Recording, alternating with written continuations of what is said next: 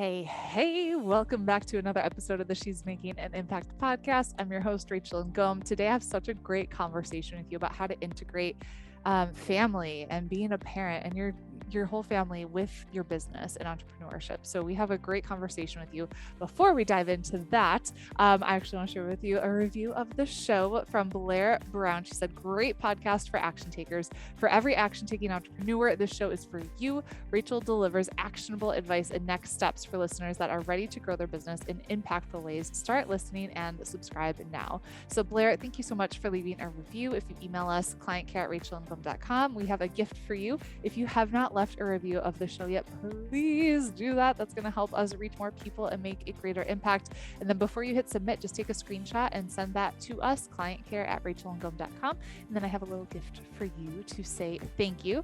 And then as you're listening to the show, if you have an entrepreneur that's a mom that's like, oh, I know she's struggling with this, share this episode with her. I brought on Elizabeth Hartke. She is an international business and leadership strategist and founder of the Luminary Leadership Company and podcast. She works to elevate successful entrepreneurs into powerful leaders so they can do work that matters. So she's literally just crushing it in her business. She's got 3 kids, and we really focus on how to not miss the moments that matter, like the moments with your family, and how to actually raise up leaders so that your kids want to be a part of your business and you can integrate the two and not be like torn into two. So I love this conversation that we're going to have. So we are going to dive in. Hey, Liz, welcome back to the show. Thanks for having me, Rach. I'm so happy to be here with you. Yes. So we've had you on in the past, and I'm excited that we get to take a little bit of a different spin this time. I'm guessing a lot of people may not have listened to your first episode. So we'll do like a little recap of who you are, what you do, how you got into doing it. So do you want to start there? What's your story? Yes, I'd be happy to. And really, my whole world is entrepreneurship from when I was a kid, being raised by them. My mother still runs her own practice. My dad just recently retired. Grandparents in entrepreneurship, aunts and uncles. And so it was something that I definitely took for granted and didn't realize the glory of it and the grit behind it, everything that comes with running your own business.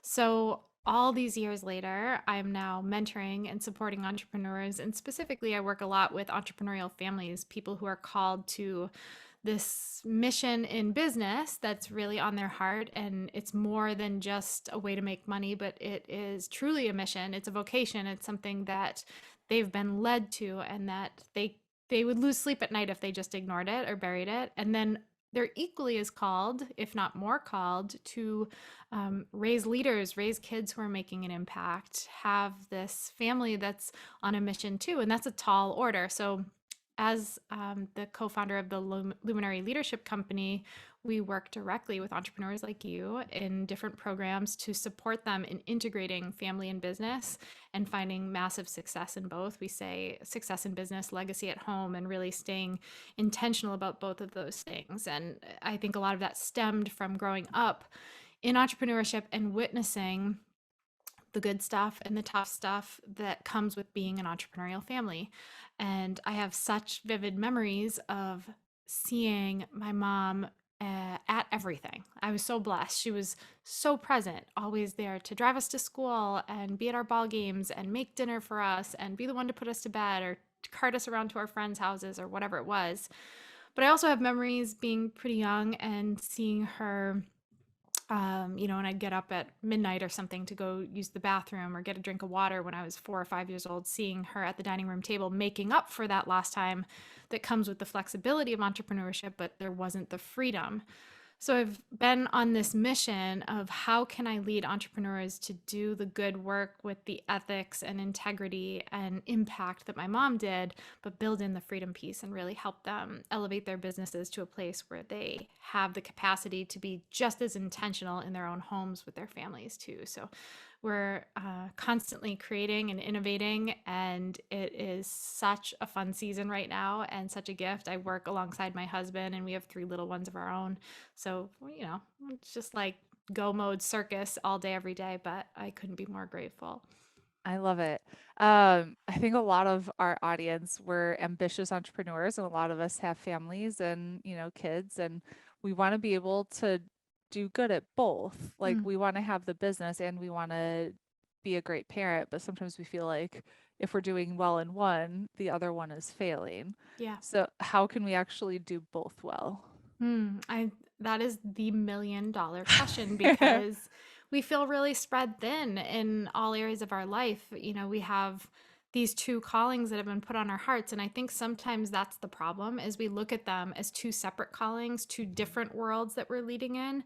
And when I think back on those memories of witnessing my parents and my grandparents and aunts and uncles all running their own businesses, there wasn't this separation. There was the integration of those two worlds. There was this, they took us along for the ride and they acknowledged that in the fact, in the truth that they chose or said yes to entrepreneurship, said yes to that mission, they said yes to it for us as kids. And we were going to live a different life because of it.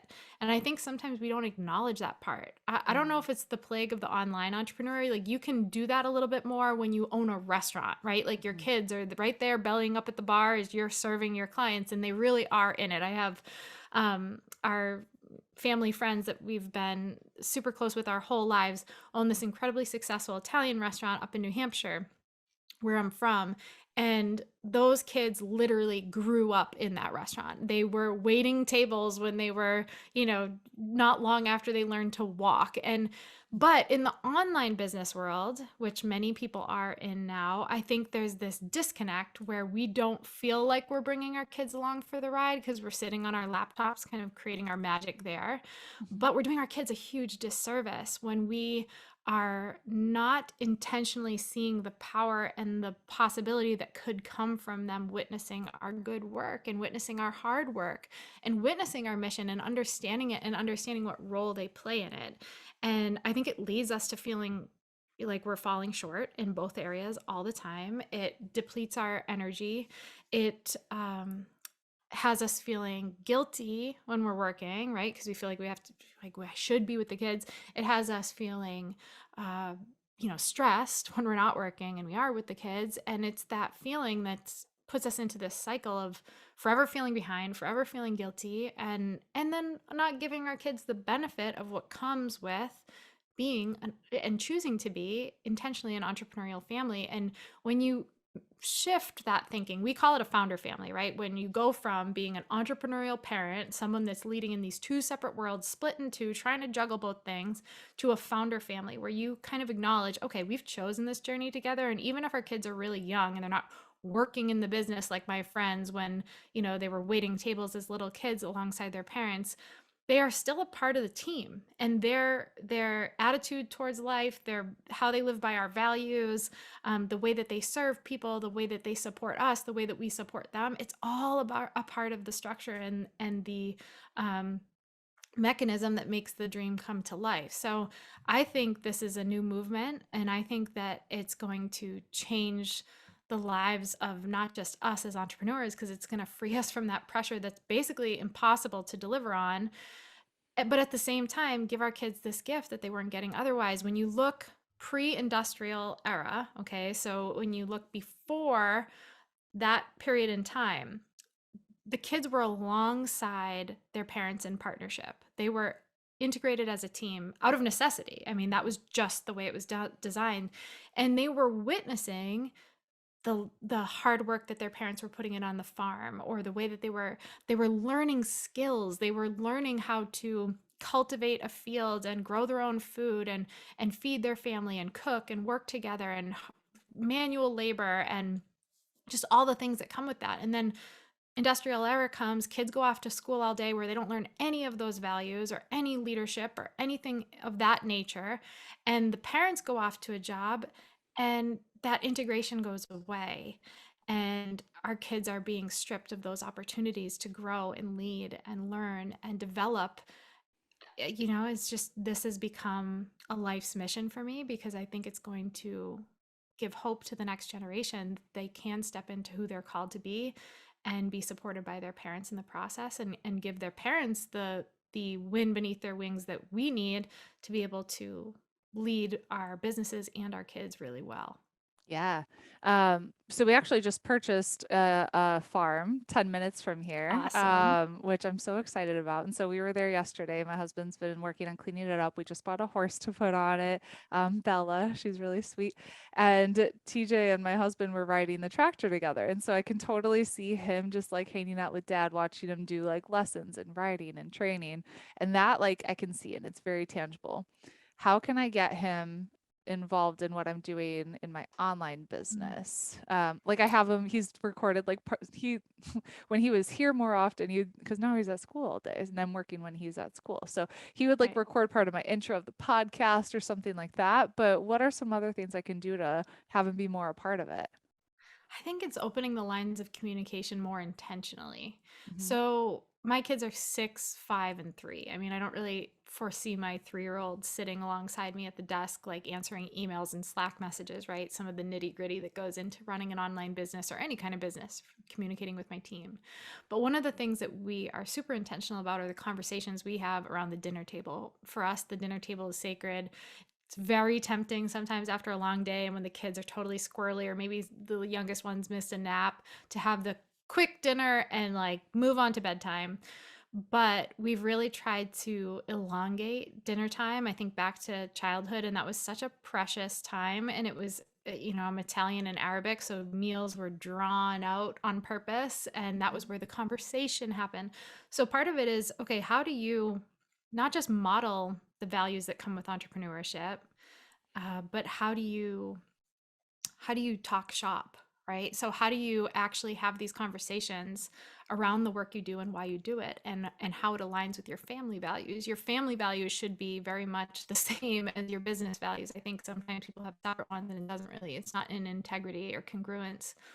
So for us, we bring problems to the table, but focus with a solution, right? So we're like, hey, Jack, we ran into this issue today, and this happened with a client. What do you think about that? How would you handle something like that? So just helping them get creative and join the conversation and feel like they're a part of the process and have an understanding about what you do. Could your kids, at least in, kids speak to what you do and have an understanding of why, not just mom, works on the computer during these hours so that she can make money for our family, but the impact that you're making and the opportunity the kids have to play a role in that.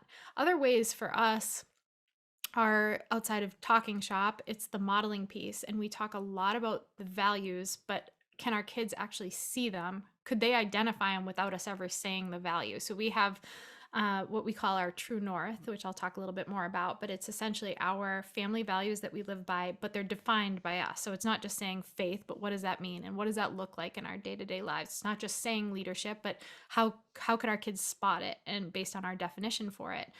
And we give them opportunities to shout each other out, shout us out, call us out when we're not living by those values so that they can start to identify them and we can be held responsible as the ones leading them and shepherding them to actually live by them, not just pay lip service to them. It's easy to plaster something up on your wall, but does it mean it shows up in your day to day? And I think it depends on the kids' ages too. When they get to age appropriate, we have something that's going to be shipping out with our launch coming this, in May. And our kids will be a part of packaging up those things and the personalized notes that will be slipped in them. And they know the mission behind this work and they're going to be excited to be a part of that. So you can actually find physical things that they can do alongside you.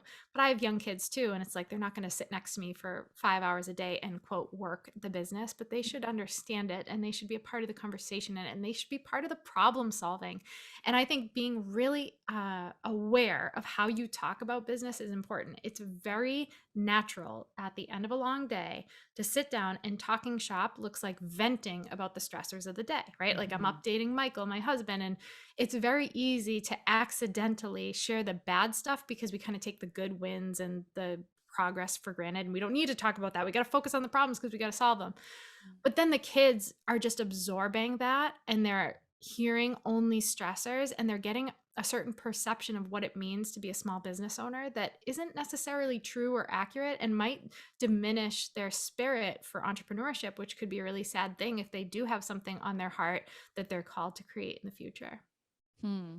Yeah, I think that's really important. That's like just some of the conversations I've had with TJ, especially after hearing like you talk about this and other people of I want him to have a good experience of what entrepreneurship is. And I don't know if he fully understands what I do, Yeah. like him being 8, but he understands that I can be there for him when we want to do stuff. And Yeah. like, especially when he was in virtual school of like, hey, I can take you to go play at Mikado's, or I can take you like anywhere you want to go during the day and not have to be like, oh, mommy has to work. Sorry, buddy, we can't do that. So I think he has seen the freedom that can come with it. Hmm. Of not having like a 9 to 5. And I've tried to like show that to him of like, hey, if I had a regular job, we couldn't be doing this right now. So that's like one of the perks of being an entrepreneur.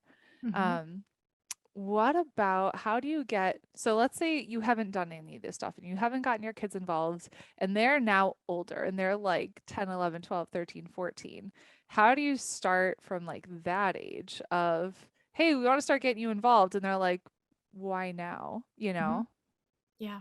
I think it's a calling no matter how old your kids are. So I never want people to feel like it's quote too late. In fact, a lot of the work that we're doing and the supplemental curriculum that we're developing for entrepreneurial parents to help them raise leaders is also geared towards those older kids, because I feel like that's where you have a greater challenge, where it's not just what we have now where our kids actually want to hang out with us because they're so Mhm. young, Right. and they don't know that we're not cool yet. They'll The find out parent soon. soon enough, soon enough. Actually, my son probably is already on the cusp.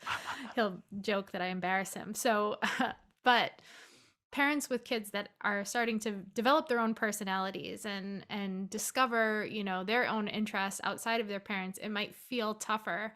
But I think the greasing the skids with communication is going to be a key piece. But I think with kids that age, the key is not telling them what to do or how to do it.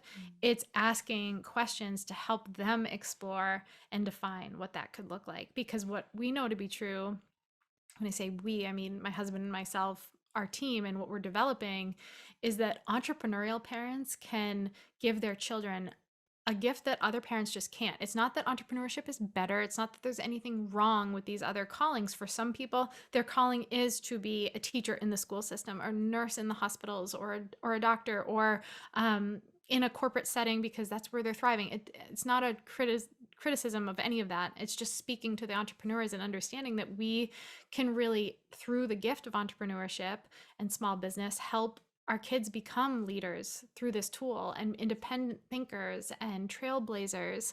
And you can't always leverage things like corporate or these more conventional paths to do those things specifically. But I think when you go to a 12 or a 13-year-old and you say, hey, you're going to do this, this is why, they might push back a little bit, right? So how can you inspire them and help them discover it? We have something that we use with our kids, that we developed for our kids, that then we shared with our team, and now we're starting to share it with a lot of our clients, called identifying your child's spark. And this is a great thing for kids at this age, because sometimes it's like, man, I don't even know, like, aside from video games and talking to their friends on their phone and watching their iPad, I don't know what they would want to do. I don't know what they could be involved in the business.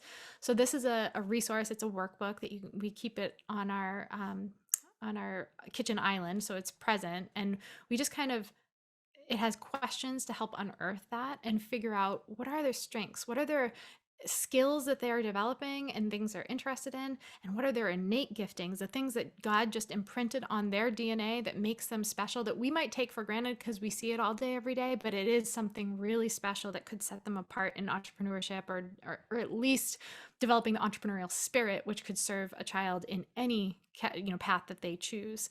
So we really use that spark tool to say, okay, yeah, maybe my kid has they're very independent, they have their own personality, but how can we start to bring them in by speaking to the things that align beautifully with their spark, with their thing that gives them energy or passion or possibility or excitement. And that's how I think you can start to bring a child who maybe hasn't been in the fray into the fray, even at an older age. For sure. Where can we get that? Yeah. So if you go to luminaryleadershipco.com/spark, It's free, and I'm happy to gift it to your audience because it's an incredibly powerful and eye-opening tool as a parent. And oftentimes I think once the kids start to see what this is helping them discover, they're going to want to, be a part of that more, and that discovery more. And you get to play that role in cultivating that spirit in them. Well, what if we've been like hustling and grinding and we've been so focused on the business that we Mhm. haven't really been paying enough attention to our family? How do we kind of get back into alignment with Mm. that? To me, the first step is humility. Mm-hmm. It's okay to come to your family humbly and say, "Yo, I've screwed up a little bit. I didn't deliver on, I'm preaching one set of values that family comes first, but I don't think I've been living it, and I want to change that. Will you help me?" I Hmm. think that is the most beautiful, connective way to do it. And it's not beating yourself up. It's not setting yourself up to be beat up. It's allowing your kids to see that humility is really important, and taking ownership is really important. You're modeling a leadership behavior for them that you're going to want them to embody. So why not start there and just open that conversation and hear from them? What does it look like to start to honor that more? Not just making an assumption of, I think the knee jerk thing a lot of us do is we go to our calendar first and Mm-hmm. we say, okay, I'm spending way too much time. I'm going to check out every day at 2, and I'm going to totally take weekends off and no more night calls or whatever it is. It could look different for everybody, but we don't show up with the same level. We don't show up with the same level of intentionality from 2 p.m. on, because Mm-hmm. our mind is like, oh my God, I just cut out more business hours I should be spending. So we get right back into that vicious cycle of guilty when we're working, stressed when we're not, and it's not really serving our kids. But imagine if you go to your children or your husband or your whomever and you say, hey, I feel like something's out of alignment. I don't like it, and I want to fix this. What would it look like for you? They might come back to you and be like, you don't have to check out at 2. Just give me, like, I want bedtime to be like an hour long with you, and I want to read with you and cuddle with you and spend time with you. You might realize that what you think they need, and what you're putting all this pressure on yourself and living in your calendar, trying to have these clean lines between business and this and that, might just be solved by a little more intentionality around bedtime or dinner time or on the weekends or whatever. So I think ask them what they want so that you can deliver on it, not just make assumptions. But to me, humility and ownership are two incredibly critical leadership skills that are not going to be taught in society, Right. by leaders that we see out in the world, through the school system. So modeling it first and foremost that's going to build such trust and connection. If you have a teenager that you feel disconnected from, and you show them that level of vulnerability and humility, watch what it does for your connection. It will change everything. Amazing. Anything I forgot to ask you that I should have? Well, good question. I feel like I could go on about this I know. forever. The cool thing is, I feel like God's really brought people like you into my world, Rachel, people who care about this deeply and do have the humility to say, like myself, I don't know it all, and I really want to explore what it could look like to lead my family well as I blow it up in business. Like, it's not good enough for me to as an Enneagram 3 and someone who's ambitious. I know that I was designed this way. I used to beat myself up and be like, well, why couldn't I just want to be a stay-at-home mom? Or why couldn't I just be satisfied when I got my business to good enough? Because it's not about that to me. It's not about the business, how much money it brings in. It's, am I stepping into what I'm being called to? And to me, to just like take it easy because it feels easy is not really how I was designed. And I have to pay attention to that. Um, and in doing that, I'm meeting more and more entrepreneurial parents who are feeling that same pressure and saying, yeah, I want that too, but I don't know the how. I'm Mhm. not sure how to um, do this work. Like, I either I feel like I've done it wrong, or I'm just so in the weeds of my business that I can't even fathom. I feel like if I hit pause, like everything's just going to fall apart. And I'm worried about my kids, whether you're homeschooling or you have them in traditional school. We're homeschooling, but it doesn't mean that I have this perfect curriculum that's going to teach them how to be these independent thinkers and leaders.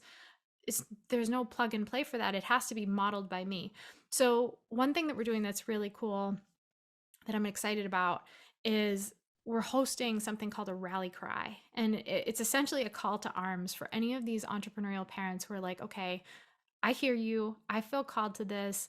I cannot afford to drop the ball on this because it's the future of my children and the future of my business and my livelihood and the quality of my life. Knowing that I'm actually living my purpose, knowing that I'm actually tapping into my potential, going from slogging through it and being in the weeds of my business to elevating into leadership in all areas of my life. And that whole concept of true success in business, but also developing that legacy at home, not just being like, oh my gosh, am I going to look back on it all and wonder what the heck it was for? Are my kids even going to really understand the work that I've been doing and why, or any of that? So anyway, this rally cry is something that we're putting out there to call together those entrepreneurial parents and bring them all into one space on this call, essentially, to talk about the how, to talk about, okay,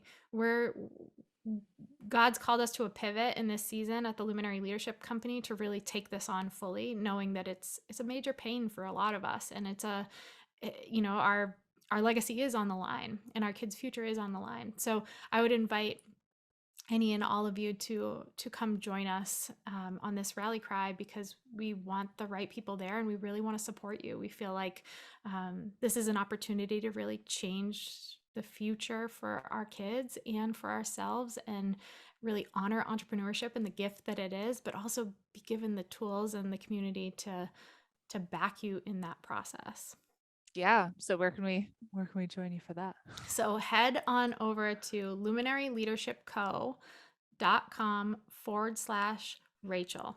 And we have a personalized place where you guys can come in to this rally cry call and just be a part of this movement, be some of the founder families that are jumping into this and saying, okay, show us the how. I want to meet my people. Let's do this, and exploring it together. Perfect. Awesome. I feel like that's the perfect place to wrap up. Where can we connect with you? I am on my podcast, the Luminary Leadership Podcast. Come subscribe. And I am on Instagram at Eliz Hartke.